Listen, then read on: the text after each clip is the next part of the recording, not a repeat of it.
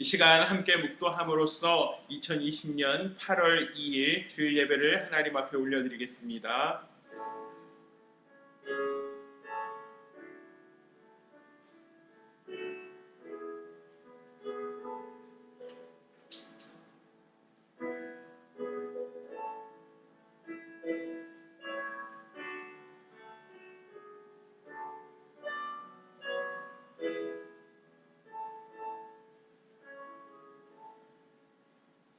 하나님이여, 내 마음이 확정되었고 내 마음이 확정되었사오니 내가 노래하고 내가 찬송하리이다. 내 영광아 깰지어다. 비파야 수구마 깰지어다. 내가 새벽을 깨우리로다. 주여, 내가 만민 중에서 주께 감사하오며 문나라 중에서 주를 찬송하리이다. 무릇 주의 인자는 커서 하늘에 미치고 주의 진리는 궁창에 이르나이다. 하나님이여, 주는 하늘 위에 높이 들리시며 주의 영광이 온 세계 위에 높아지기를 원하나이다. 아멘. 하나님, 이 다윗의 고백이 우리의 고백이 되기를 원합니다. 주의 이름이 높이 올려지는 예배되게 하여 주시옵소서. 주의 영광이 온 세계 가운데 선포될 수 있는 이 예배 되게 하여 주시옵소서. 하나님, 열악한 환경 가운데서도 아버지 하나님, 우리들이 주님 앞에 구별되어 드려지는 이 예배를 하나님 받아주시고 이 예배를 통해 하늘의 보좌가 흔들리며 천국의 잔치가 열리는 복된 예배 되게 하여 주시옵소서. 우리들의 마음을 주의 성령께서 주관하여 주시고 이 예배의 시종을 운행하여 주시기를 간구합니다. 감사하며 살아계신 예수님의 이름으로 기도합니다. 아멘.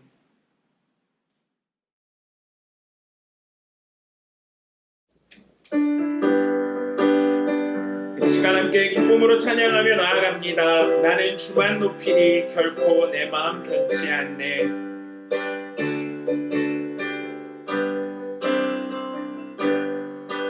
나는 주만 높이니 결코 내 마음 변치 않네. 세상 모든 권세 모든 영광 십자가 앞에 다 버리고 나의 충성과 내 헌신 내 모든 소망 오직 예수 나 위에 달려 죽으신 그분께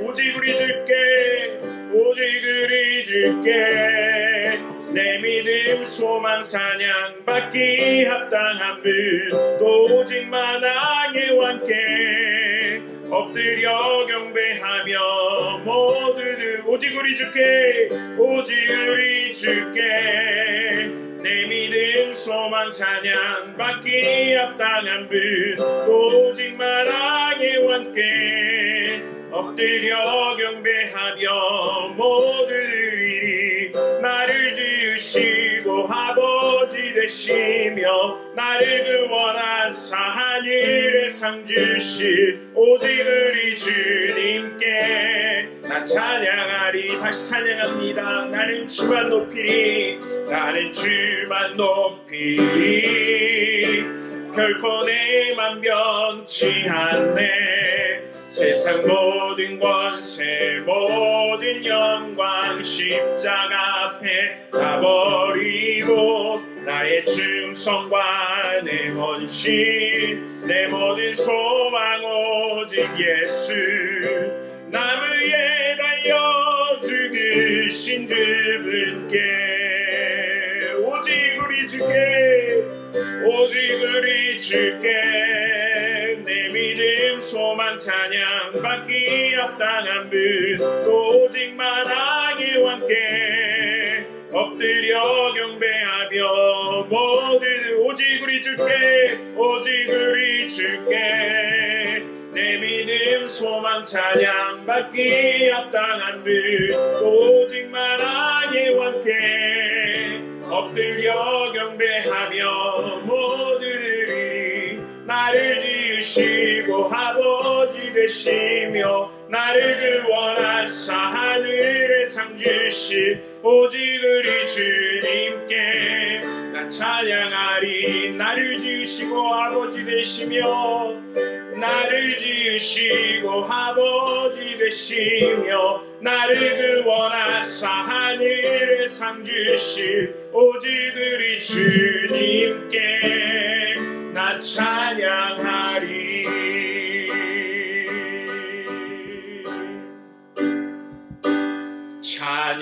찬양하라 내 영혼아,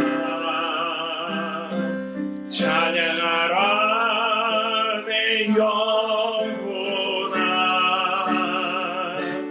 내 속에 있는 것들아 다 찬양하라. 감사하라 내 영혼아, 감사하라 내 영혼아,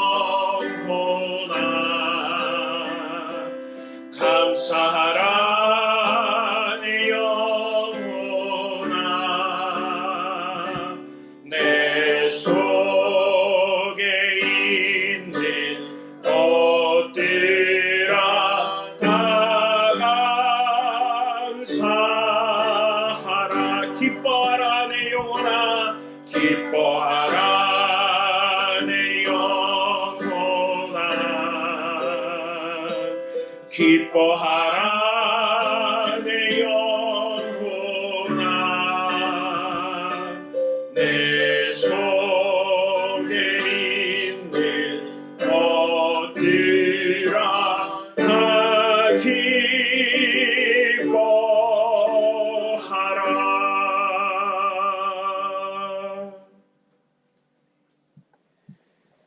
오늘 함께 나눌 하나님의 말씀입니다. 누가복음 2장 49절에서 52절까지의 말씀을 함께 나누겠습니다. 누가복음 2장 49절에서 52절까지의 말씀입니다.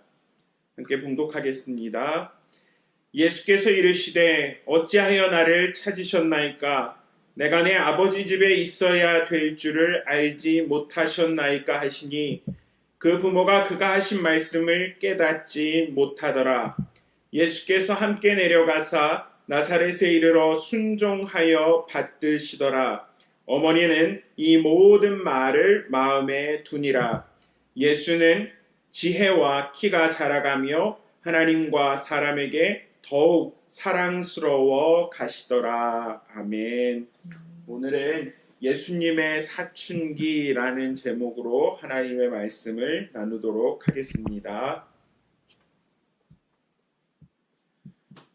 이제 가정에 사춘기를 지나는 자녀들이 있는 가정들이 꽤 있는 것 같아요. 저희 가정도 마찬가지고요. 아이들이 사춘기를 지날 때 참 많은 생각을 하게 됩니다. 보통 때는 아무렇지도 않아요. 어린아이 때처럼 그런 순수함과 그런 어떤 즐거움과 밝음이 그 아이 가운데 있지만 가끔씩 그 자기의 어떤 변화 과정에서 이렇게 적응하지 못하고 드러나는 그런 돌출 행동들이 있는 것 또한 바라보게 됩니다. 사전을 찾아봤어요. 사춘기. 먼저 영어 사전에는 이렇게 기록이 됩니다. Puberty is the stage during which the immature reproductive system in boys and girls matures and becomes capable of reproduction. It is related to the physical changes. 먼저 우리가 puberty라고 하는 거는요, 신체적인 그 변화와 많은 관계가 있습니다. 덜 성숙했던 그런 재생산의 시스템이 그 남자아이들, 여자아이들이 자라면서 성숙하게 되고 이렇게 신체적으로, 성적으로 재생산이 가능한 단계로 변화되는 것, 그걸 우리는 퓨버리라고 부릅니다. 이와 함께 adolescence라는 단어가 있어요. 그 adolescence는 이렇게 정의가 됩니다. Adolescence is period of mental and emotional changes which boys and girls experience while gaining sexual maturity. 그 신체적인 변화가 일어나는 동안에 그 아이들의 성장 과정에서 정서적인, 특별히 정신적이고 감정적인 변화가 일어나는 것에 초점을 맞추게 될 때 우리는 adolescence, 사춘기라는 단어를 쓰게 됩니다. 주로는 아이들이 그 12살에서 18살을 지내면서 이런 시간들을 경험하게 돼요. 근데 이제 앞에서도 말씀드린 것처럼 신체적으로, 정신적으로, 그 정서적으로 발달하는 과정에서 충격과 변화가 일어나는 거죠. 그것을 스스로 통제하기 어려운 거예요. 그래서 그 변화가 자기의 그 이성에서, 자기의 감정에서 이렇게 부딪히면서 어떤 일탈의 행동들이 일어나기도 하고, 그것이 가정이나 또 다른 주변의 사람들에게도 영향을 미치는 것이 바로 사춘기입니다. 사실 우리가 사춘기를 생각할 때 질풍노도의 시기라고 하잖아요. 왠지 좀 불안하고 왠지 그냥 말 안 듣는 그런 시기. 하지만 그런 시기가 지나야만 그 시간들을 겪으면서 그 아이는 온전한 성인으로 성장을 하더라는 거예요. 자, 예수님도 이런 사춘기의 시기를 경험하셨을까요? 저는 가끔씩 그런 생각이 들어요. 예수님은 어린아이셨을 때 우리들이 보통 어린아이들이 보이고 있는 그런 소유욕, 집착욕, 또 이걸 좀 쉽게 이야기하면 땡깡 부리는 그런 게 있으셨을까? 예수님은 소년의 시기에 이 사춘기를 지나시면서 정말 어떤 그 반항과 일탈의 모습을 보이시는 것은 있으셨을까? 일단 결론부터 말씀드리면 예수님은 온전한 육신의 몸을 입고 이 땅 가운데 오셨기 때문에, 완전한 인간이셨기 때문에 이러한 성장 과정을 겪으신 것은 분명합니다. 하지만 우리가 좀 더 구체적으로 알아야 하는 건 예수님은 그러한 과정 가운데서도 죄와는 떨어져 있으셨던 분이라는 거죠. 자, 오늘은 우리가 성경에서 기록하고 있는 예수님의 사춘기에 대해서 한번 들여다보려고 합니다. 그리고 그 예수님의 사춘기의 모습이 우리 각 개인에게 또 우리 가정들에게 주는 교훈이 무엇인지 함께 생각해 보고자 합니다. 오늘 크게 두 가지에 대해서 좀 생각을 해봤으면 좋겠어요. 먼저는 믿음의 가정을 세우는 것이 왜 중요한가 하는 것입니다. 첫 번째, 믿음의 가정을 세우라. Build up a family of faith. 저희가 읽었던 그 본문 전에 보시면은 누가복음 2장 39절과 40절 말씀을 좀 먼저 보겠습니다. 주의 율법을 따라 모든 일을 마치고 갈릴리로 돌아가 본 동네 나사렛에 이르니라. 아이가 자라며 강하여지고 지혜가 충만하며 하나님의 은혜가 그의 위에 있더라. When Joseph and Mary had done everything required by the law of the Lord, they returned to Galilee, to their own town of Nazareth. And the child grew and became strong. He was filled with wisdom, and the grace of God was upon him.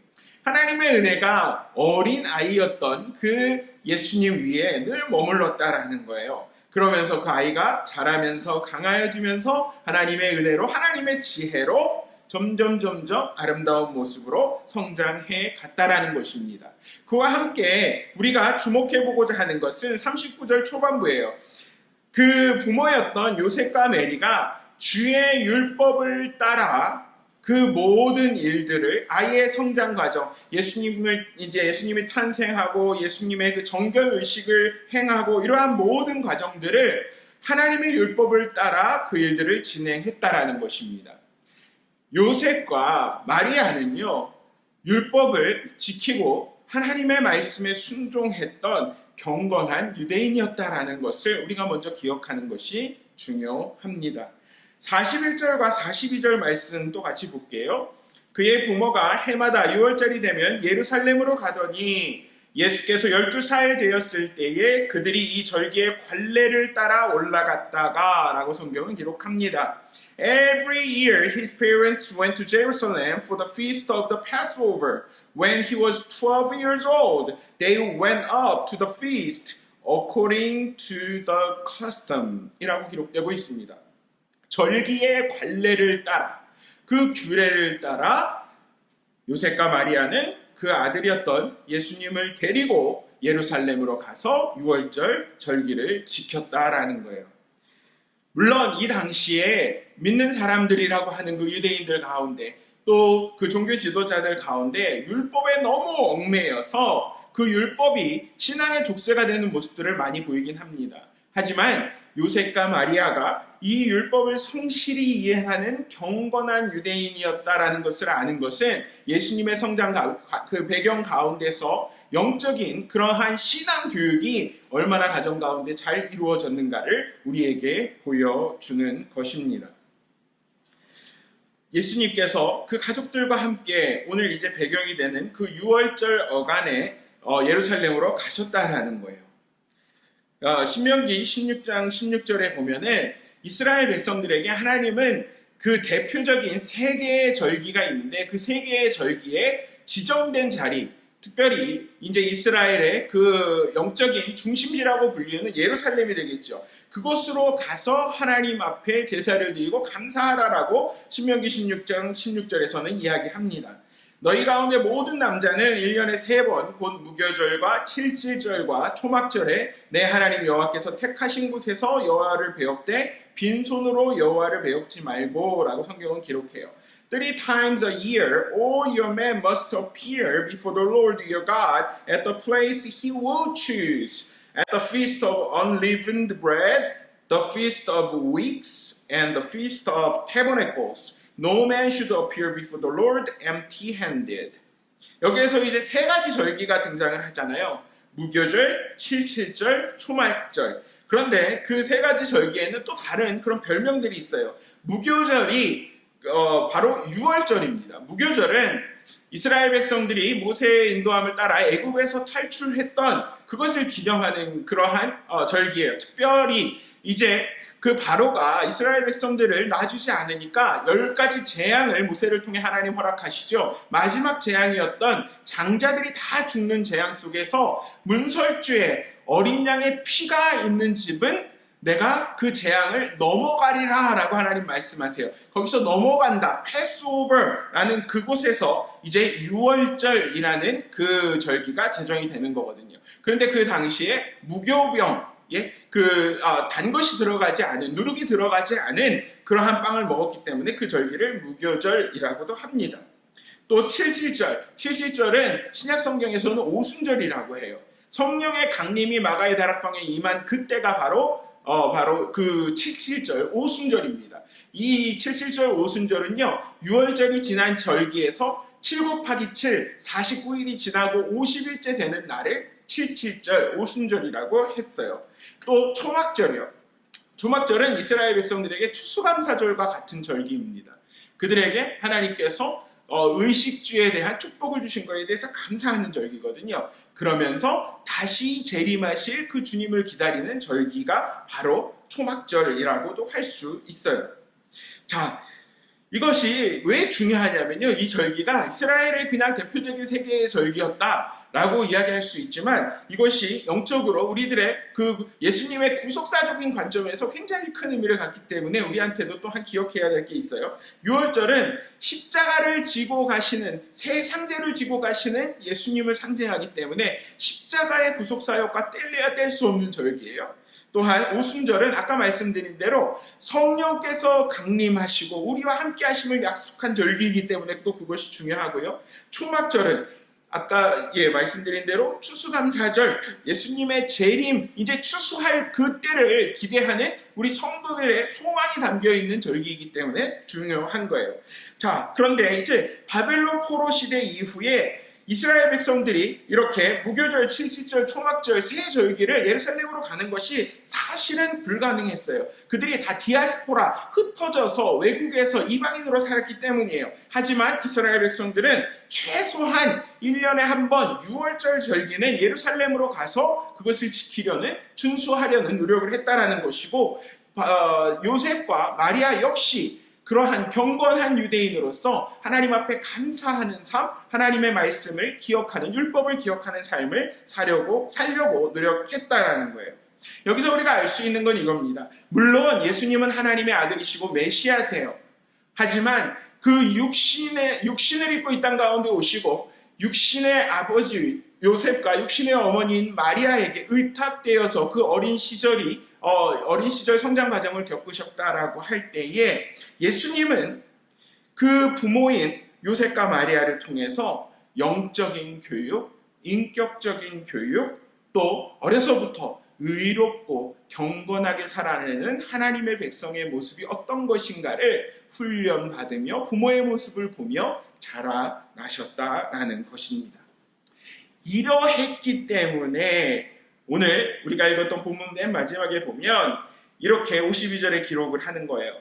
예수는 지혜와 키가 자라가며 하나님과 사람에게 더욱 사랑스러워 가시더라. And Jesus grew in wisdom and stature and in favor with God and man. 여러분, 우리들이 아이들을 키우면서 우리들의 아이들이 정말 하나님의 그 자녀로서 하나님 앞에 사랑받는 자녀가 되기를 원하시지 않습니까? 우리들의 자녀들이 모든 사람들에게 사랑받고 인정받고 정말 사랑스러운 존재로 이 땅 가운데 살아가기를, 그렇게 성장하기를 여러분들 원하시지 않으세요? 그렇다면 우리는 요셉과 마리아의 모습에서 오늘 배워야 한다는 거예요. 믿음의 가정을 세우는 것이 얼마나 중요한 것인지 다시 한번 생각해 볼 수 있는 저와 여러분들 되시기를 원합니다. 또한 한편으로는 이런 생각이 들었어요. 대부분의 세상의 그 위인전들을 보면은 물론 좋은 집안에서 태어나서 그렇게 훌륭한 위인이 된 소위 말하는 그런 금수저들의 이야기들이 많이 있는 것도 맞지만요. 우리들 가운데 사실 더 감동을 주는 건 흙수저들의 이야기들이잖아요. 정말 아무것도 없는 가문에서 정말 비천한 상황 가운데서 태어나서 위인이 되는 것. 그렇다면 우리가 만약에요, 예수님의 탄생이, 예수님께서 이 땅 가운데 도래하심이 정말 극적인 것을 드러내기 위한 그러한 만들어낸 소설과 같은 이야기라면 아마도 예수님의 탄생도 조금 더 비참한 환경 가운데서 정말 그런 신앙적인 배경이 없는 부모 가운데서 자라나는 모습을 그려내지도 않았을까 하는 생각을 해봐요. 하지만 성경은 우리 가운데 그렇게 이야기하고 있지 않다라는 거예요. 저는 그렇게 생각해요. 신앙이라는 것은, 이건 제 개인적인 사견입니다만, 내가 당대에 믿어서 나의 때에 모든 열매를 보고 나의 때에 신앙의 온전한 성숙에 들어가겠다라는 것은 참 힘든 일인 것 같아요. 저는 이제 목회를 하시는 부모님 밑에서 자랐거든요. 그러면서 제가 성장할수록 부모님의 기도와 부모님의 그 신앙 교육이 얼마나 중요한지 깨닫게 돼요. 하지만 제가 이제 아이들을 이렇게 갖고 아이들이 자라는 모습을 보면서 느끼는 것은 신앙이 거듭하면 거듭할수록 훨씬 그 거듭되는 그 자손들 속에서 더 안정감을 찾아가는구나. 더 하나님이 원하시는 그런 흔들리지 아니하는 뿌리들이 그 자녀들 속에서 발견되는구나 라는 생각을 해보게 돼요. 최소한 3대에서 4대 정도 지난 그 신앙들이 정말로 귀한 열매를 맺는 신앙들의 모습으로 비춰지는 것을 많이 경험하게 되더라고요. 하나님께서 마리아와 요셉에게 그 가정에 예수님을 허락해 주신 것을 보면서 그들이 정말 순종의 자세가 갖춰져 있던 하나님의 그 경건한 사람들이었기 때문에 하나님께서 마리아와 요셉을 선택하셨다라는 것을 저는 믿습니다. 마리아가 주의 여종이오니 주의 말씀대로 이루어지리이다 라는 그런 고백을 할 수 있었고, 요셉이 천사가 나타나서 그렇게 마리아가 성령으로 잉태될 것을 이야기했을 때 그것에 대해서 분노하지 않고 의심하지 않고 있는 그대로 받아들였던 순종의 마음은 그들의 신앙의 뿌리에 근간을 두고 있다는 거예요. 그 순종은요, 그 육신의 자녀였던 아들이었던 예수님에게서도 보여줍니다. 51절 그 전반부에 보면은 이제 오늘 이 일이 있는 후에 예수님께서 나사렛으로 부모님과 함께 돌아가시는 그 본문이 등장을 하거든요. 51절 전반부입니다. 예수께서 함께 내려가사 나사렛에 이르러 순종하여 받으시더라. Then he went down to Nazareth with them and was obedient to them. 예수님이요, 이제 성전에서 자기를 드러내시거든요. 좀 이따 살펴볼 거지만. 그런데 그때에 나는 이제 메시아입니다. 나는 하나님의 아들입니다. 라면서 모든 일들을 그 자리에서 손을 내려놓으신 게 아니었다라는 거예요. 그 자녀로서의 본분을 신실하게 감당하셨는데요. 지금 오늘 본문이 예수님께서 12살인 소년의 때에 나타난 일이거든요. 그런데 예수님께서 공생애를 시작하신 게 몇 년이에요?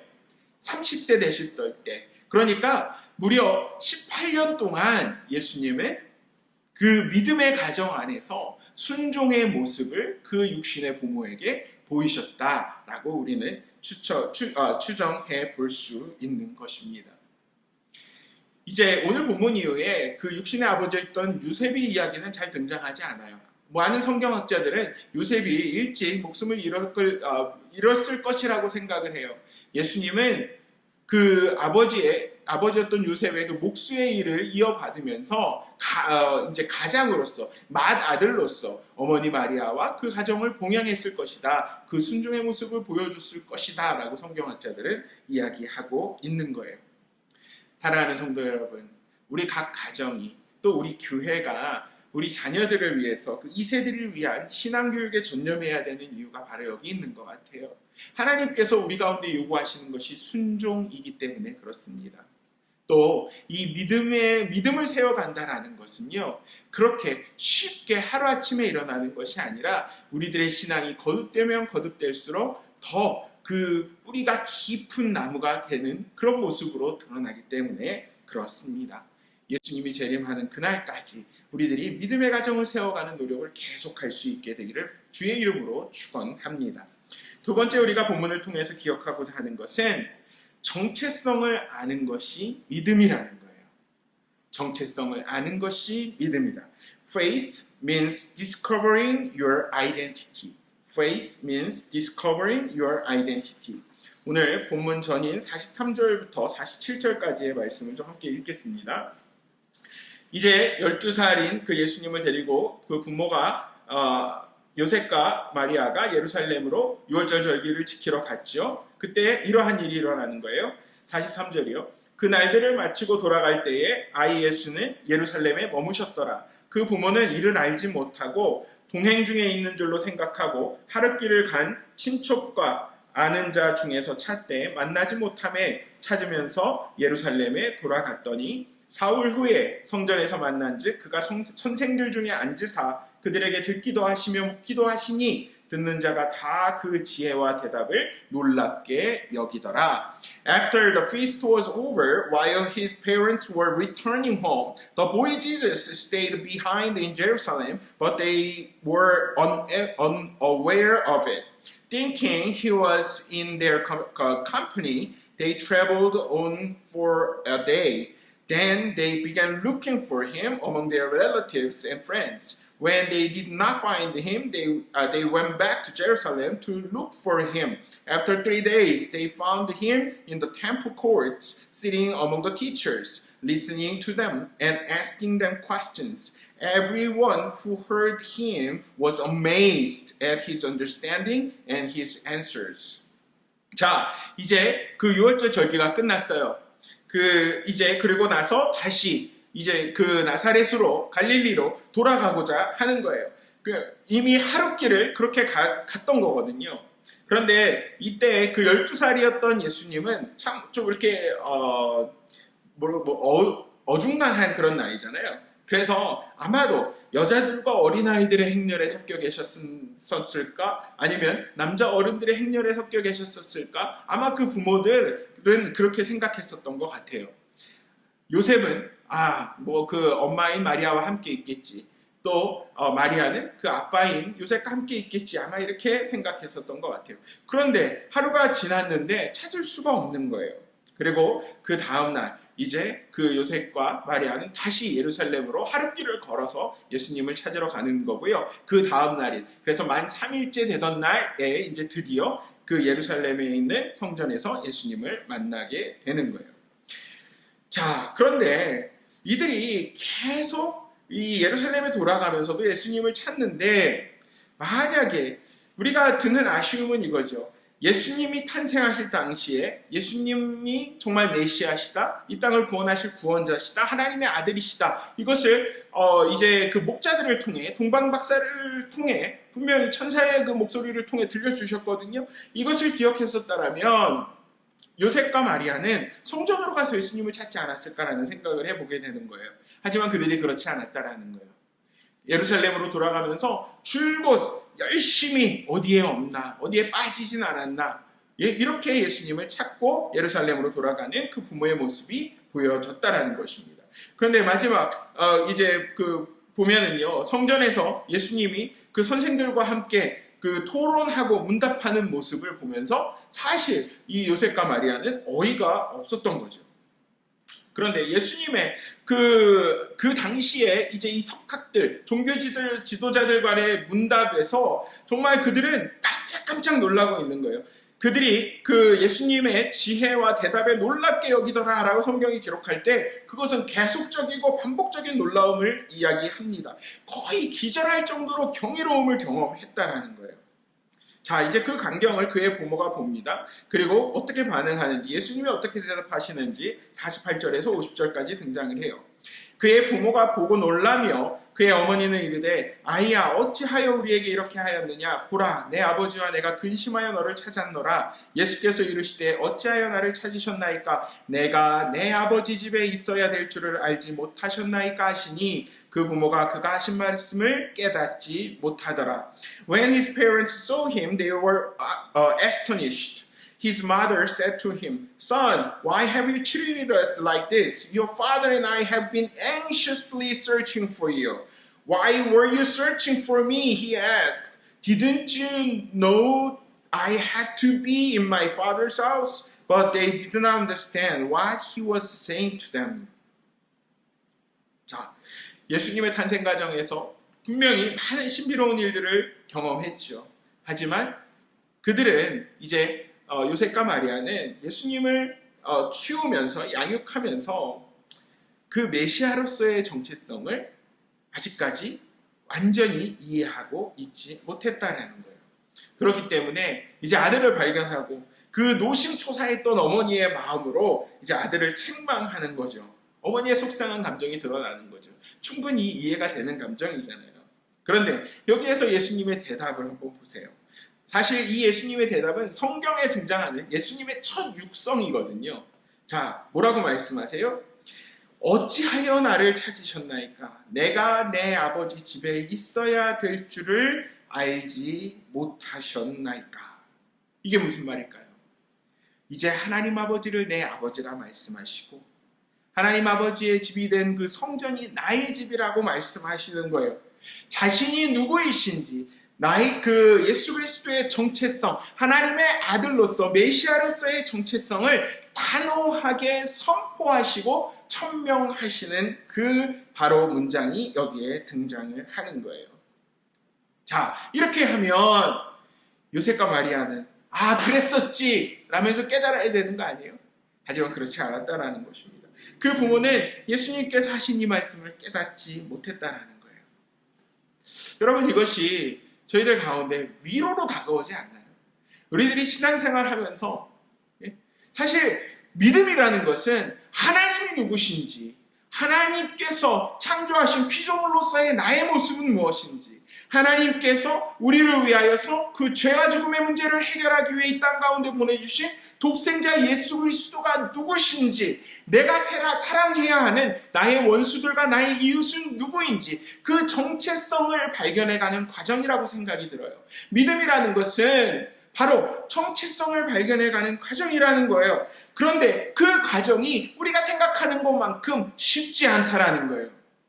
부모였던 요셉과 마리아도 그 분명히 예수님께서 하시는 말씀, 어찌하여 나를 찾으셨나이까? 내가 내 아버지 집에 있어야 될 줄을 알지 못하셨나이까? 그 말씀을 들으면서도 그들이 예수님이 하나님의 아들이다, 예수님이 메시아다라는 사실을 아직도 이해하지 못하고 있었다라는 거예요. 우리들의 신앙생활 가운데 저는 가끔씩 이제 목회자로서 그런 어떤 조급함이 들어요. 왜 저분은 변하지 않을까? 왜 저분은 신앙생활 저렇게 열심히 하시는데 왜 삶의 열매들이 생각하는 것만큼 드러나지 않을까? 그런데 그 주변의 사람들을 바라보면서 하는 그 질문이 나에게로 그 질문들이 이어질 때 그것들이 더 사실은 적나라하게 드러나는 거죠. 내가 목회자지만 내가 신앙생활을 한다고 하면서도 왜 나의 이 단점들은 고쳐지지 않을까? 나의 왜 이 악습들은 끊어지지 않을까? 그런데 오늘 이 말씀을 통해서 위로를 얻어요. 신앙생활이라는 것은요, 믿음이라는 것은요, 우리들이 정체성을 확립해가는 과정입니다. 이 말이 무슨 말이냐면요, 우리들의 행동이 변화하는 것보다 더 큰 의미가 있다는 거예요. 우리들이 행동이 변화하는 것에만 초점을 두면 이것이 이해할 수 없어요. 하지만 신앙생활은 하나님의 자녀로서 내가 누구인가를 아는 거예요. 나의 존재와 나의 신분의 변화를 이루어내야 하는 것이기 때문에 이것이 더디더라고요. 이것이 시간이 오래 걸리더라고요. 행동으로 한번 보여지는 것으로 그것을 판단할 수 있는 것이 아니더라고요. 오늘 요셉과 마리아의 모습을 보면서 우리가요, 여전히 우리들의 그 감정 속에, 우리들의 이성 속에서 신앙생활을 할 때 여러 갈등들을 경험하죠. 정말 하나님께서 원하시는 그런 믿음을 소유하기까지 우리는 참 많은 것들을 이렇게 싸우면서 가게 되잖아요. 그러한 갈등이 생길 때마다 우리가 해야 되는 일은 무엇일까요? 바로 창조주 안에서 내가 누구인지를 발견하는 그것이 아닐까라는 생각을 합니다. 또한 나를 어렵게 하는 사람들, 나를 힘들게 하는 사람들에게도 그들이 누구인가, 그들의 정체성을 온전히 알게 하는 것. 예수님께서 나의 구원자 되신다라는 그 정체성을 내가 깨닫는 것. 그러한 정체성의 확립 속에서 나의 신앙의 대상과 나의 사랑의 대상의 그들의 정체성, 그들이 누구인가를 깨닫는 과정 가운데서 하나님께서는 우리들의 믿음을 성숙시키시는 거라고 저는 믿습니다. 이사야서 43장 말씀대로 너는 두려워하지 말라. 내가 너를 구속하였고 내가 너를 지명하여 불렀나니 너는 내 것이라. Fear not, for I have redeemed you. I have summoned you by name. You are mine. 예수님께서 우리 가운데 그러한 말씀, 이제 성경을 통해서 우리 가운데 들려지는 그 하나님의 사랑의 음성을 나를 위한 음성, 또 내가 정말 사랑하기 힘든 그 사람들을 위한 음성으로 듣고 하나님의 사랑으로 그들을 바라보는 것. 이것이 아마 우리들의 믿음을 성숙시키는 정체성을 알아가는 그러한 과정 중에 하나가 아닐까라고 생각을 합니다. 이 더딘 과정 가운데서 마리아는요, 목자들이 그 마리아에게 와서 이제 예수님께서 누구신가를 알게 해준 그날 보였던 반응과 동일한 반응을 보이게 됩니다. 누가복음 2장 19절에서 목자들이 이제 예수님께 경배한 이후에 마리아는요, 이 모든 말을 마음에 새기어 생각하니라 라고 성경은 기록해요. But Mary treasured up all these things and pondered them in her heart. Treasured up. 보물을 쌓아놓는 것처럼요, 마음에 고이고이 간직하는 거거든요. 오늘 이 있었던 일들을 바라보면서 물론 그 마리아도요, 요셉처럼 한 번에 그것들을 깨닫지는 못했어요. 하지만 그 반응을 한번 보세요. 51절 후반부요. 그 어머니는 이 모든 말을 마음에 두니라. But his mother treasured all these things in her heart. 여러분, 우리들이 믿음의 가정을 세워나가기 원하십니까? 우리들이요, 정말 그런 하나님이 누구시고 예수 그리스도가 누구시고 성령께서 지금 하시는 일이 무엇이고 나는 누구이고 내가 사랑해야 되는 대상은 누구인가 라는 그 정체성을 알아가는 과정을 통해 그 믿음을 온전히 알기 원한다면 우리 가운데 요구되는 그러한 숙제는 바로 이것인 것 같아요. 마음에 새기는 것입니다. 저는 우리가 이제 성경 필사를 마치고 성경 읽기를 시작하면서 이것이 참 우리들 가운데 도움이 될 거라고 생각을 들어요. 저희들이 이러한 마음에 새겨진 하나님의 말씀을 붙들고 우리가 이 땅 가운데서 나의 믿음이 연약하여지고 나의 그런 하나님께서 요구하시는 신앙의 수준 가운데 도달하지 못할 그때에 우리들이 실패하고 낭망하는 그때에 그 마음에 새겨진 말씀을 붙들고 일어나는 것이 성도의 사명이라 믿습니다. 마리아의 마음 가운데 새겨진 그 말씀들로 인하여서 전에도 한번 나눴던 것처럼 마리아는 성령의 강림 그 자리에 있었고 오순절 성령의 강림을 받고 이제 내가 잉태했던 그 아이지만 그 아이가 온전히 이 땅을 구원할 메시아 되신다라는 사실을 알고 이제 그 예수의 영, 성령의 영이 나를 주관하실 때 내가 온전히 이 땅 가운데서 죄와 사망으로부터 자유롭고 하나님께서 주시는 영생을 누릴 수 있다라는 것을 깨닫게 되었다라는 거예요. 사랑하는 성도 여러분, 여러분들 마음 가운데는 어떤 말씀들이 새기어져 있습니까? 여러분들의 자녀들 가운데 어떤 말씀이 그 마음 가운데 보물처럼 고이고이 쌓여지기를 원하십니까? 그러한 작업들이 될 때에 우리는 우리가 누구인지 온전히 알 수 있는 것이고 우리 가정을 통해 하나님께서 뜻하시고 계획하신 일들을 요셉과 마리아를 사용해서 이루셨던 것처럼 오늘도 우리의 삶을 통해 우리의 교회를 통해 이루어 가실 것을 믿습니다. 예수님께서 오늘도 이 일을 위해 우리를 부르세요. 예수님께서 우리를 오라 하시고 내가 너와 함께 가겠다라고 말씀하세요. 우리 함께 찬양하면서 나아갈 텐데요. 우리를 오라 하신 그 주님은 우리를 절대로 혼자 그렇게 가라라고 말씀하시는 게 아니에요. 내가 너와 함께 갈 터이니 너를 부인하고 나를 쫓아오라라고 말씀하십니다. 그 주님 앞에 우리들의 이 모든 것들을 내어드리고 주님과 함께 동행하며 한 걸음 한 걸음 믿음의 여정을 걸어가겠노라고 결단할 수 있는 저와 여러분들 되시기를 주의 이름으로 축원합니다. 먼저 함께 기도하고 함께 찬양하며 나아가겠습니다. 좋으신 하나님 감사합니다. 오늘 12살 소년이었던 그 예수님의 모습과 그 소년을 양육했던 육신의 아버지 요셉, 육신의 어머니 마리아의 모습을 보면서 우리들의 가정의 모습과 나의 신앙의 모습을 돌아보길 원합니다. 아버지 하나님, 정말 우리들의 가운데 정말 믿음의 가정을 세우는 것이 얼마나 중요한 일인지 다시 한번 깨닫게 하여 주셔서 감사합니다. 믿음으로 나아갈 때 하나님 말씀에 온전히 순종할 수 있습니다. 순종할 수 없는 상황 가운데 아멘으로 나아갈 수 있습니다. 하나님, 우리 교회 가운데 있는 각 가정들이 온전한 믿음의 가정으로 세워질 수 있도록 주여 은혜를 베풀어 주시옵소서. 하나님, 그 믿음이라는 것은 하나님이 누구신지, 우리들의 구원자 되신 예수 그리스도가 누구신지, 이제 그 예수께서 우리 가운데 보여주신 성령님이 누구신지 온전히 정체성을 알아가는 과정이라고 저희는 지금 성경을 통해서 발견하게 됩니다. 또한 그 구속자 안에서의 나의 모습은 누구인지, 또 내가 사랑해야 하는, 사랑할 수 없지만 사랑해야 하는 그러한 원수들의, 나의 주변에 있는 자들의 모습은 무엇인지, 아버지 하나님, 그 온전한 정체성을 깨닫는 것, 그것이 바로 우리들의 믿음의 여정이라 믿습니다. 하나님, 그 정체성을 깨달아 갈 수 있도록 하나님의 시선으로 온전히 나 자신을 바라보고 내 주변의 사람들을 바라볼 수 있도록 도와주시고, 하나님이 가정이 더디고 힘들다라는 것을 알고 하나님 정말 우리들 마음 가운데 말씀을 새기면서 마리아처럼 정말 마음의 그 모든 것들을 담아내면서 하나님 앞에 더욱더 하나님 기뻐하시는 모습을 닮아갈 수 있는 우리 성도 한 사람 한 사람 되도록 주여 함께하여 주시옵소서.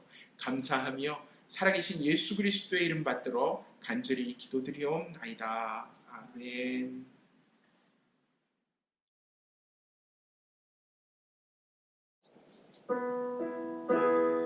이 시간 준비한 예물 하나님 앞에 올려드리고 말씀을 묵상하면서 결단의 찬양 드리겠습니다. 예수 나를 오라 하네. 예수 나를 오라 하네. 예수 나를 오라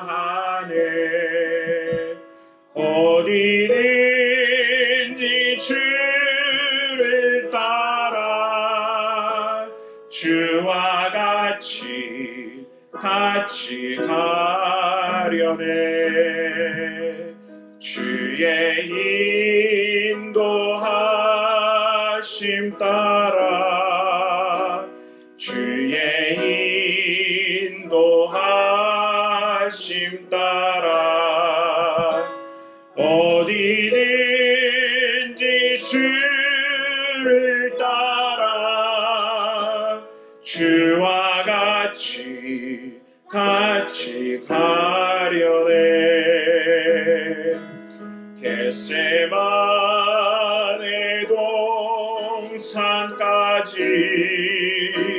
주와 함께 가려 하네. 피땀 흘린 동산까지 주와 함께 가려네. 주의 인도하심 따라 주의 인도하심 따라 어디든지 주를 따라 주와 같이 가려네. 주가 크신 은혜 내려 나를 항상 돌보시고 크신 영광 보여주며 나와 함께 가시네. 주의 인도하심 따라 주의 인도하심 따라 어디든지 주를 따라 주와 같이 가려는 주의 인도하심 따라 주의 인도하심 따라 주의 인도하심 따라 어디든지 주를 따라 주와 같이 가려네.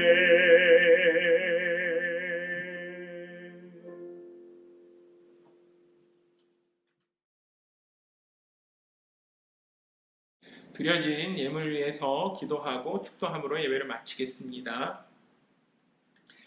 하나님 감사합니다. 어렵고 힘든 가운데서도 우리들을 먹여주시고 입혀주시고 하나님 거처할 수 있는 공간을 허락하시고 모든 필요한 것들을 공급하여 주시는 주님의 은혜를 찬양합니다. 하나님 모든 것이 주님의 것입니다.